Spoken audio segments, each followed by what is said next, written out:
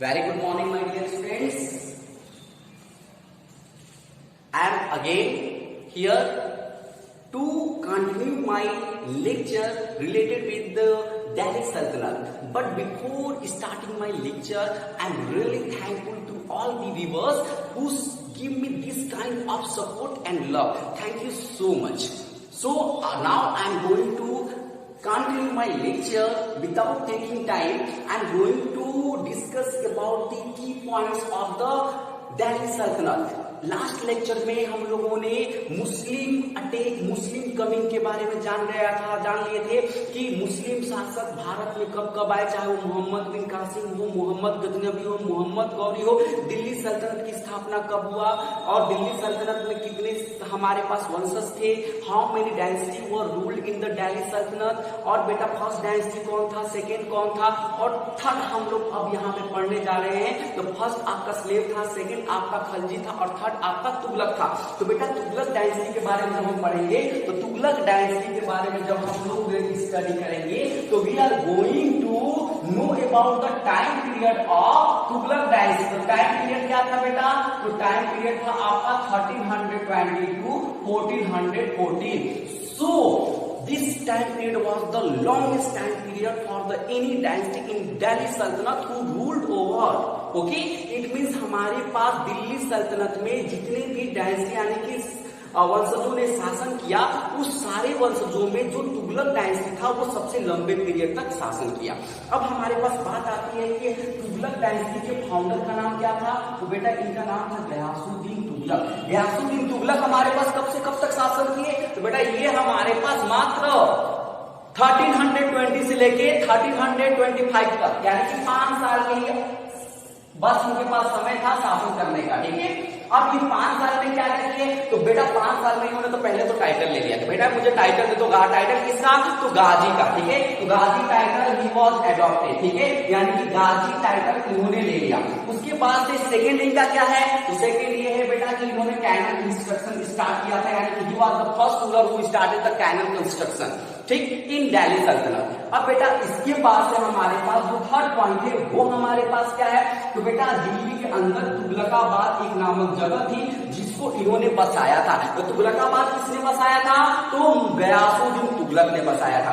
ये 3 आपके की पॉइंट्स हैं इनके रिगार्डिंग। अब हमारे पास बात आती है कि गयासुद्दीन तुगलक की रूलिंग टाइम 1325 कैसे हो जाता है? तो बेटा इनका एक पुत्र होता है। ठीक है, उनका एक पुत्र होता है और उस पुत्र का नाम होता है जौना खान। क्या नाम होता है? जौना खान। तो अब बेटा हमारे पास उस समय एक सूफी संत होते हैं जिनका नाम होता है निजामुद्दीन औलिया। तो निजामुद्दीन औलिया आप सभी लोग दिल्ली में जाते हैं, उनका दरगाह भी है, लोग वहां पे जाके दर्शन भी उनका करते हैं। तो निजामुद्दीन औलिया ही उस समय थे जो बंगाल में थे और उसमें बंगाल का क्या हुआ था? बंगाल का विद्रोह हुआ था। बंगाल में विद्रोह हुआ था तो बंगाल के विद्रोह को दमन करने के लिए गयासुद्दीन तुगलक वहां जाते हैं, निजामुद्दीन औलिया से मुलाकात करते हैं। निजामुद्दीन औलिया के बीच में उनके बीच में कुछ मिसअंडरस्टैंडिंग हो जाती है और निजामुद्दीन औलिया गयासुद्दीन तुगलक को जब वो बंगाल से दिल्ली जाते हैं तो वो कहते हैं निजामुद्दीन औलिया कि गयासु तुम जाओ, लेकिन सोच लेना दिल्ली अभी दूर है।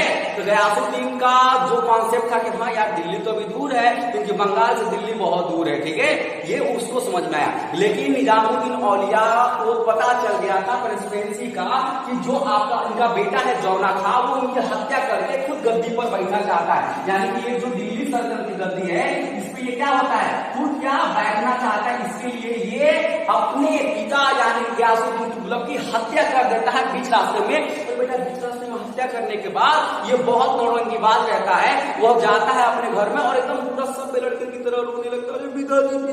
बेटा अब ये नौटंकी फैलाता है और नौटंकी फैलाने के साथ अब हमारे पास गयासुद्दीन तुगलक तो बेटा मर जाते हैं और मरने के बाद जौना खान गद्दी पर बैठा, लेकिन बैठा ऐसा नहीं है, नौटंकी फैला कर बैठता है, बहुत बड़ा नौटंकी बात रहता है। ठीक है, इसका टाइम पीरियड क्या होता है? 1325 से लेकर ये 51 तक। इसका नाम क्या होता है दिल्ली सल्तनत में? तो मोहम्मद बिन तुगलक। जौना खान को हम किस नाम से जानते हैं? सॉरी वह मोहम्मद बिन तुगलक के नाम से जाना जाता है। तो बेटा स्टार्टिंग के 20 दिन ना ये गद्दी पर नहीं बैठता, रोता है, अरे मेरे पिताजी कहाँ गए, मेरे पिताजी कहाँ गए। वो बहुत नौटंकी फैलाता है और जब लोगों की सांत्वना मिल जाती है तो 20 दिन के बाद ये गद्दी पर बैठ जाता है और गद्दी पर बैठते जैसे ये गद्दी पर बैठता है ना तो खूब हंसने लगता है और हंसने के साथ साथ जो इतिहासकार होते हैं वो इसके बारे में लिखते हैं कि ये बहुत ज्यादा पढ़ा लिखा लोग है। वो क्या है, बहुत ज्यादा पढ़ा लिखा है, यानी कि दिल्ली सल्तनत का सबसे पढ़ा लिखा शासक कौन है, तो वो है बेटा मोहम्मद बिन तुगलक MBT।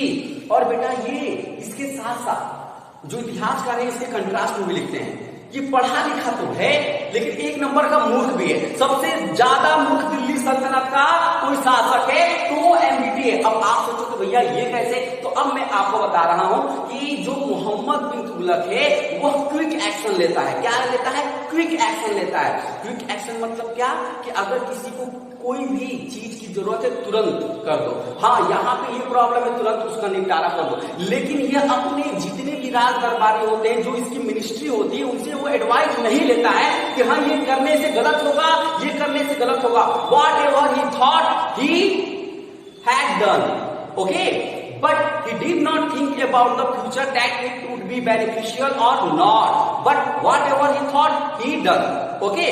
तो बेटा अब देखो इसकी वजह से अब हमारे पास जो मोहम्मद बिन तुगलक है, तो बेटा अब हमारे पास इसका नाम क्या है, जौना खान है। ये सबसे पढ़ा लिखा इंसान है और पढ़ा लिखा क्यों है, क्योंकि क्विक डिसीजन लेता है। अब ये क्विक डिसीजन तो लेता है लेकिन जब हमारे पास बेटा ये शासन करता है पूरे दिल्ली सल्तनत पे, तो शासन करता है तो भैया आप ये बताओ कि ये आपका घर है और आपके घर में मैं जाके एक कमरा बना लूं और कहूं कि अब ये मेरा है, तो आप लोग मुझे भगा दोगे वहां से, अरे ना जाइए जाइए जाइए, ठीक है, कोर्ट कचहरी मार पीट सब उतर जाओगे। लेकिन ये भैया मोहम्मद बिन तुगलक के समय 2 साम्राज्य बन गए, ठीक है, कौन कौन से, एक बेटा हमारे पास विजयनगर साम्राज्य बन गया, दूसरा आपका बहमनी बन गया।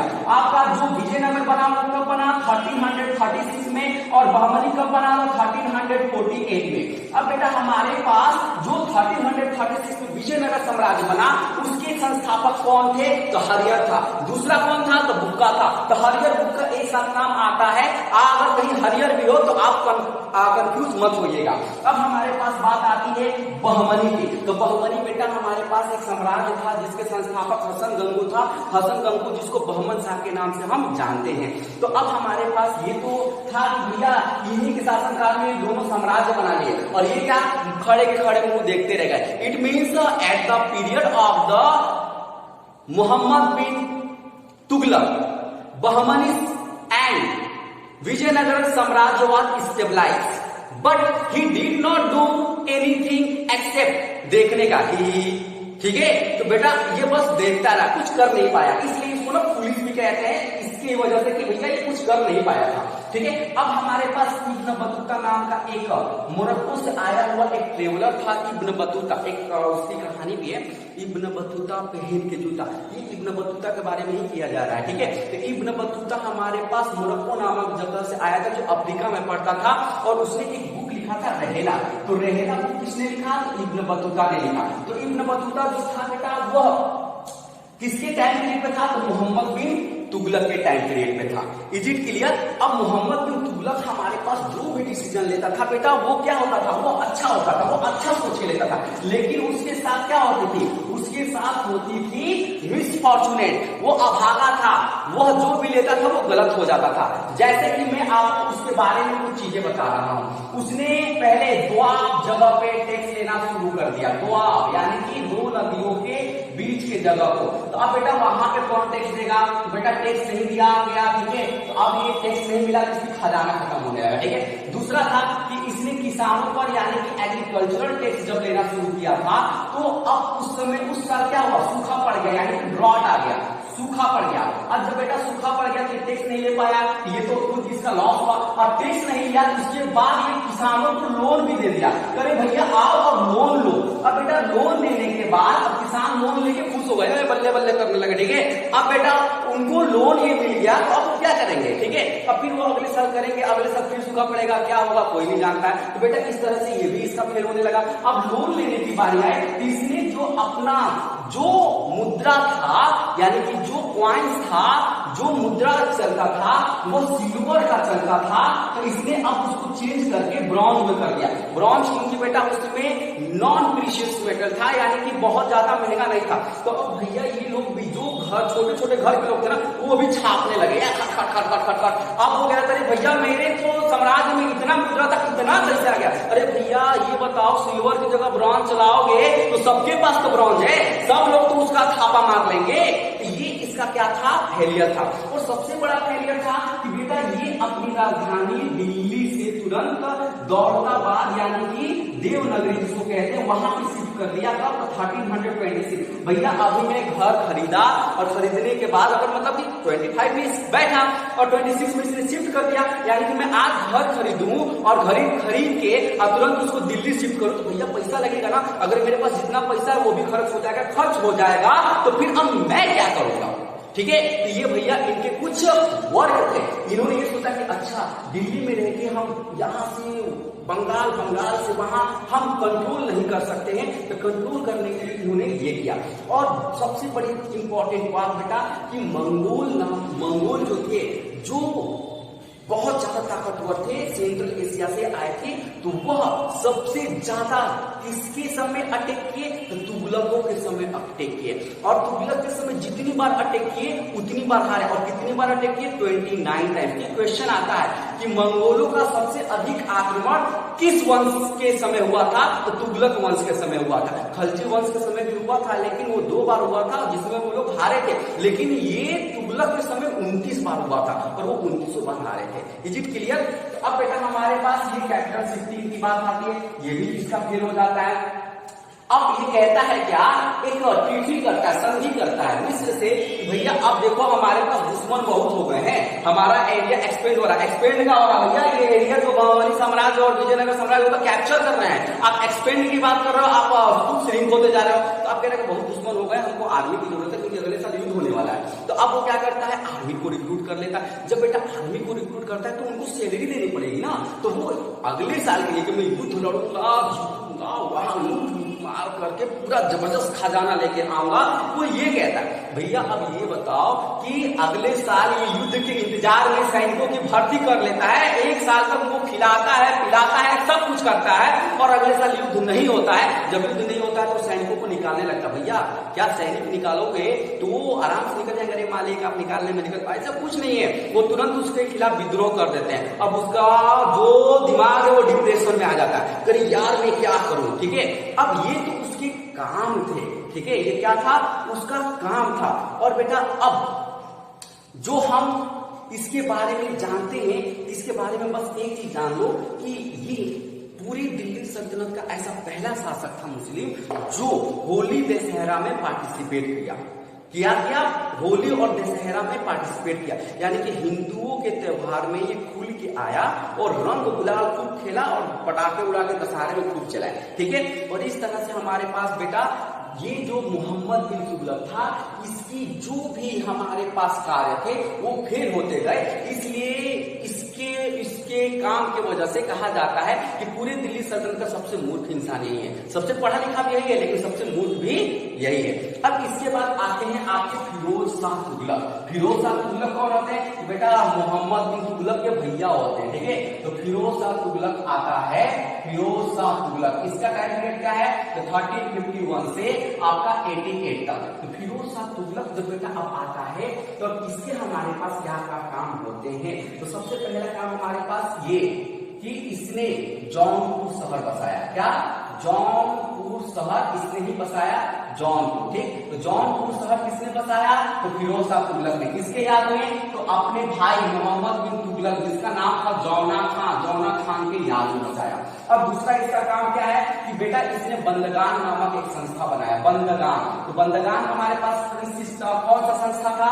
तो वो बेटा था वहां पे दासों को यानी कि बंदों को रखा जाता था दास के रूप में। इसके पास टोटल नंबर ऑफ दास कितने थे? तो 1.5 लाख थे। अब भैया 1.5 लाख दासों का ये क्या करता होगा अब यही जाने। हमारे घर में अगर आपके घर में 2 अगर नौकर आ जाए तो काम चल जाएगा, ठीक है। एक नौकर आ जाए, अरे एक नौकर क्या, एक नौकर अगर 2 घंटा के काम करता हमारा घर का काम चल जाएगा। भैया ये 1.5 लाख रखा था, पता नहीं इसका मतलब क्या ये करवाता तो समझ ही में नहीं आया, ठीक है। अब बेटा कितने लोगों को रख लिया ये दासों के रूप में, ठीक। अब हमारे पास इसमें बहुत सारे विभाग ओपन किए, जैसे दीवाने खराब। दीवाने खराब क्या था? तो दीवाने खराब बेटा खैरात। खैरात मतलब क्या होता है? दान। दान देने के लिए जो डिपार्टमेंट इसने किया, यानी कि उसको हम कहते हैं दीवाने खैरात। अब हमारे पास जो दूसरा था, इसने पीडब्ल्यूडी भी बनाया। पीडब्ल्यूडी मतलब कि सड़क निर्माण विभाग भी बनाया था। उसके बाद से रोजगार दफ्तर भी इसने खोला था। क्या खोला था? रोजगार दफ्तर भी इसने खोला था। अब रोजगार दफ्तर के बाद बेटा अब हमारे पास इसकी कुछ चीजें और भी जान ले जो इंपॉर्टेंट है, जिसके वजह से मतलब जो क्वेश्चन बार बार पूछा जाता है, ठीक है। तो बेटा जिजिया टैक्स। जिजिया टैक्स हमारे पास क्या था? जिजिया टैक्स। तो इसके बारे में हम थोड़ा बहुत जान लेते हैं। Jizya tax was implemented on non Muslim in India. Non Muslim in India यानी कि ये धर्म के नाम पर टैक्स लिया जाता था मुस्लिमों के द्वारा, जो गैर मुस्लिम लोग थे उनसे, ठीक है। तो हमारे पास 712 में मोहम्मद बिन कासिम ने इंट्रोड्यूस किया था जिजिया टैक्स, ठीक है। अब हमारे पास जो कुतुबुद्दीन ऐबक थे उन्होंने क्या किया था? तो कुतुबुद्दीन ऐबक 1206 से बेटा हमारे पास 1210 तक थे। इन्होंने 1208 में जिजिया टैक्स क्या किया था? इन्होंने 1208 में जिजिया टैक्स सब पर लगा दिया था, लेकिन ब्राह्मण लोगों को छोड़ दिया था। बोले थे कि नहीं, ब्राह्मण जो लोग हैं वो बहुत ही हाई लर्न पीपल होते हैं, इनसे हम टैक्स नहीं ले सकते हैं, इसलिए ब्राह्मणों को इन्होंने छोड़ दिया। अब बेटा ब्राह्मणों को छोड़ दिया तब फिरोज शाह तुगलक 1379 में आते हैं, कहते हैं कि ओ ब्राह्मण भैया मैं अब किसी को नहीं छोड़ूंगा। यानी कि Firoz Shah Tughlaq was the first Muslim ruler who implemented jizya tax all over non Muslim religion, okay, including Brahmin, यानी कि ब्राह्मणों को भी लपेट लिया, ठीक। अब ब्राह्मणों को लपेट लिया किसने? तो फिरोज शाह तुगलक ने। तो भैया एक और नाम आपने सुना होगा, अकबर। तो अकबर अब आए और उन्होंने 1579 में जिजिया टैक्स खत्म कर दिया। बोले कि नहीं ये गलत काम है, ठीक है, हम धर्म के नाम पे टैक्स नहीं ले सकते। भैया ये हम लोग भाई भाई है, ठीक है, इसीलिए तो अकबर द ग्रेट कहा जाता है। अब बात आती है अकबर के बाद औरंगजेब की।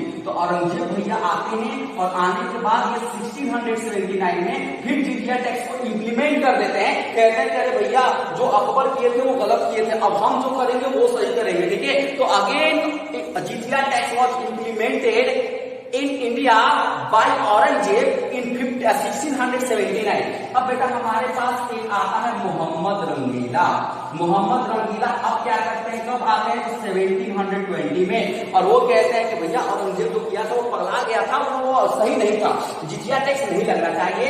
तो अब Mohammad Rangila was the Mughal ruler who uprooted jizya tax in India finally. तो बेटा ये जिजिया टैक्स की हिस्ट्री थी, इसके बारे में आप लोग जान गए। अब हम बात करते हैं फिरोज शाह तुगलक के और कुछ चीजों के बारे में। तो बेटा उन्होंने एक बायोग्राफी लिखा था अपने ही बारे में। तो वो बायोग्राफी क्या था? तो फुतहत ए फिरोज शाही। ये किसने लिखा? तो फिरोज शाह तुगलक ने लिखा, ठीक है। अब दूसरा था बेटा तारिख फिरोज शाही। तारिख ए फिरोज शाही, ये किसने लिखा था? तो बेटा ये लिखा था आपके शमसे मिराज नामक एक हिस्टोरियन थे, उन्होंने शमसे मिराज, ठीक है। ये बेटा फिरोज शाह तुगलक की कुछ चीजें थी, की पॉइंट्स थी, जो मैंने आप लोगों के साथ डिस्कस कर लिया, ठीक। अब हमारे पास इसके बाद जो इनके बारे में एक इंपॉर्टेंट जो पॉइंट है वो ये है, इन्होंने जौनपुर के साथ साथ और कौन कौन से शहर बसाए थे? तो जौनपुर बसाया था, उसके बाद से आपका जौनपुर के साथ साथ हिसार, और उसके बाद से हिसार के साथ साथ फिरोजाबाद। तो बेटा ये सारा शहर किसने बसाया था? तो ये सारा शहर आपका फिरोज शाह तुगलक ने बसाया था। Is it clear? तो हमारे पास फिरोज शाह तुगलक यहाँ तक हुई थी, उसके बाद से और भी रूलर आए, लेकिन वो आपके वीक रूलर थे, उनके बारे में जानना बहुत जरूरी नहीं है। अब हमारे पास जो लास्ट रूलर आते हैं वो आते हैं नासिरुद्दीन। मोहम्मद तुगलक 1398 से 1414 तक। इनके बारे में बस एक दो पॉइंट ये है कि ये बेटा हमारे पास 1398 पे आके गद्दी पे तो बैठ जाते हैं और बैठने के बाद ये क्या करते हैं, सरकी नामक जगह बनाते हैं। ठीक है, सरकी नामक एक जगह बसाते हैं जो जौनपुर के अंदर पड़ता है। किसके अंदर पड़ता है? जौनपुर के अंदर, जिसको नाम दिया गया सिराजे हिंद। सिराजे हिंद किस जगह को बोला गया? तो सरकी, जो जौनपुर में पड़ता, सिराजे हिंद। अब सिराजे हिंद का मतलब क्या था फारसी में? तो बेटा हमारे पास फारसी भाषा में इसका मतलब था कि वह स्थल जहां से ज्ञान प्राप्त हो सके। तो ज्ञान प्राप्त करने की जगह को सिराजे हिंद कहा गया। और सिराजे हिंद का गढ़ कौन था? तो सरकी था। सरकी कहाँ है? तो जौनपुर में है। जौनपुर को किसने बसाया था? तो फिरोज शाह तुगलक ने बताया था। तो बेटा this is the key points related with the Tughlaq dynasty. Next video में मैं आपको सैयद और लोधी डायनेस्टी दोनों एक साथ मिक्स करके बताऊंगा। और आप सभी लोग आई होप कि प्रॉपर तरीके से इस क्लास को एंजॉय किए होंगे। I hope all of you enjoyed this class and clear your concept regarding the Tughlaq dynasty and there is the link in description box related with the slave dynasty and the Khalji dynasty. Please watch and clear your concept. And बेटा please channel को like, subscribe और share जरूर कर देना। And we will meet in next video. Thank you, have a nice day. जय हिंद।